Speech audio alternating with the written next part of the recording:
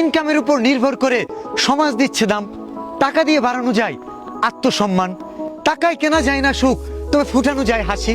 মানুষের পাশে মানুষ দাঁড়ালে মানুষই হবে খুশি। অল্প দিনের জীবনে গল্পটা এমন ভাবে সাজাতে চাই, শত্রুও যেন বলে ওঠে আমার ভুল হয়েছিল ভাই। মানুষকে অন্ধভাবে বিশ্বাস করো না, ঠকাবে তোমায়, এটাই অধিকাংশ মানুষের স্বভাব। তোমার দুঃসময়ে বুঝতে পারবে বিশ্বস্ত লোকের কতটা অভাব।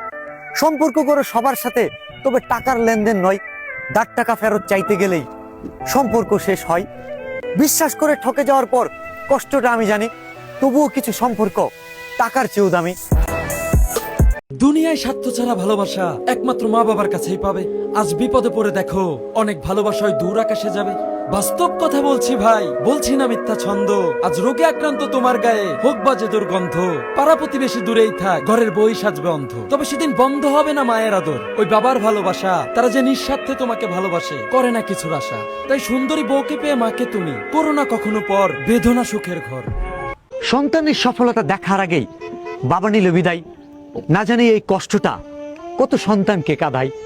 আঙুলে আগুন রেখে থাকতাম যেন হারিয়ে না যাই ফিরে। একবার যদি চলে যাই বাবা কি আসবে ফিরে?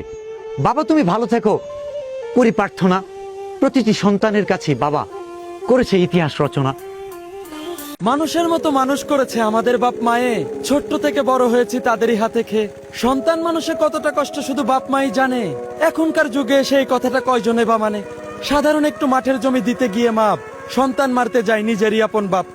একটু ভেবে দেখো ভাই, কি করে নাই আমাদের জন্য আমাদের মাই। বাবা মায়ের ভালোবাসার